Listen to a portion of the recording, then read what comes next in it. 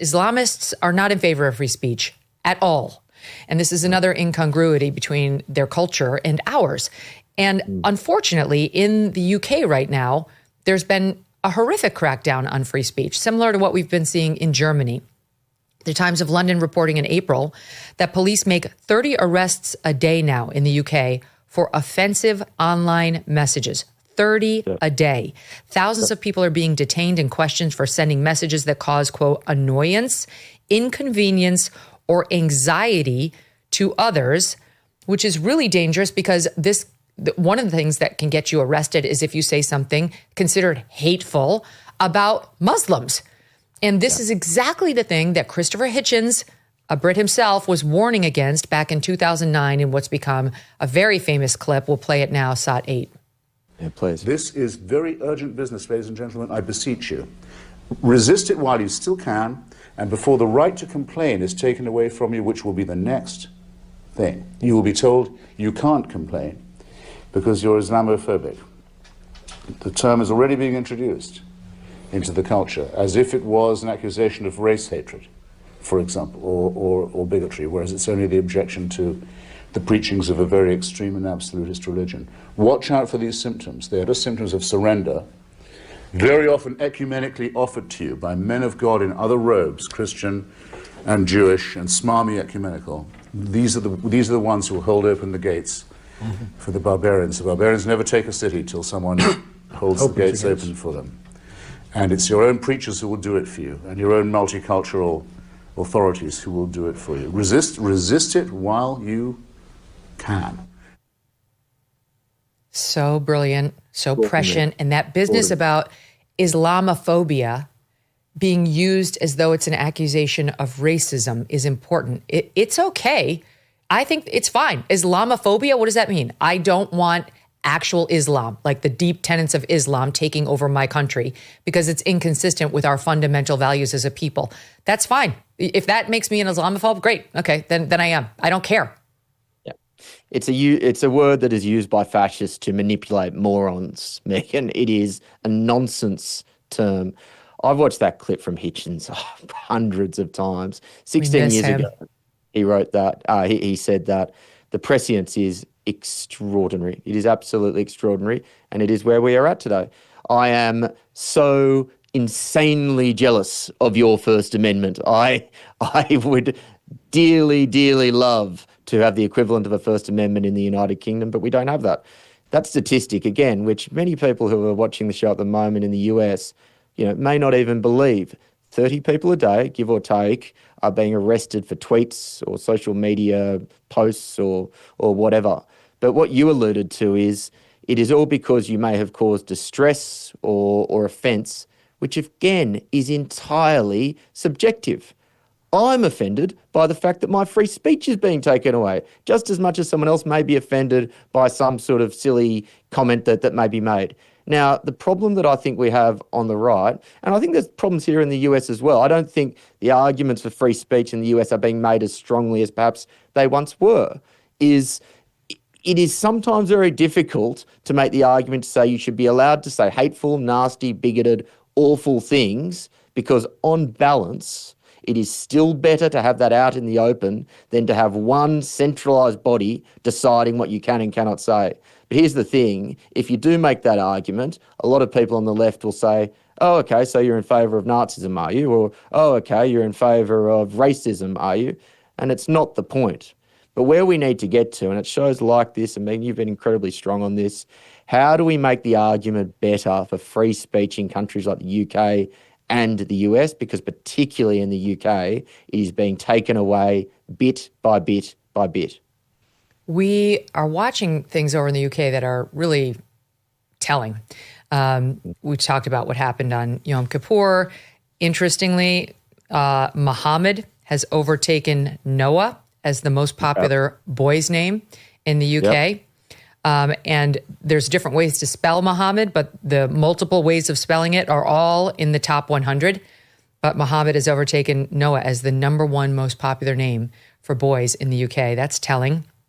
Then on top of that, there's an issue about flying the British flag in some communities where you're getting more and more objections in these heavily Muslim communities to the flying of the British flag, which now is being said is somehow uncomfortable or targeting or offensive to Muslim communities. There's a Labour member of parliament, that's the more liberal group, calling for flags to be removed, citing alleged safety risks, saying they make constituents uncomfortable in their own communities.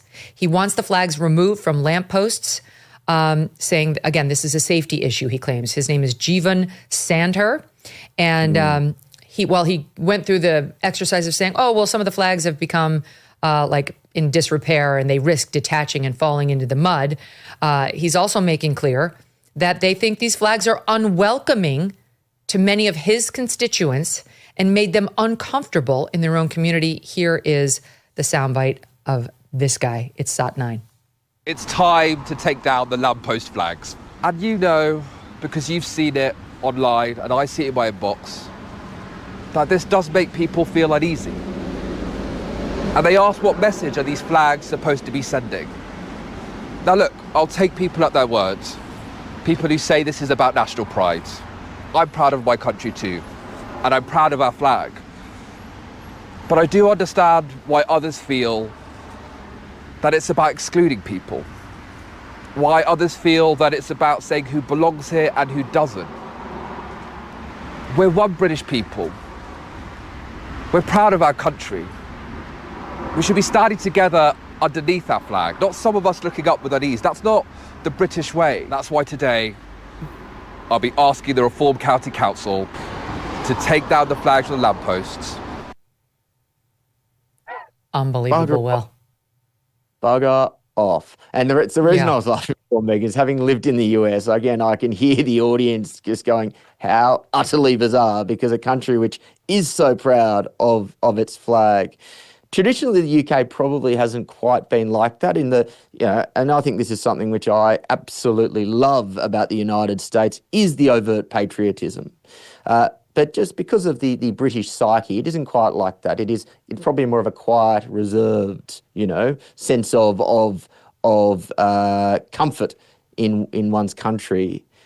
But in the last few months, and this has been led by so many of the problems that we've just talked about, largely working class Brits have said, right, we need to send some sort of a signal that we are A, against mass immigration, B, we are uncomfortable with where the country is going. And the answer has been what's been dubbed the Raise the Flag campaign.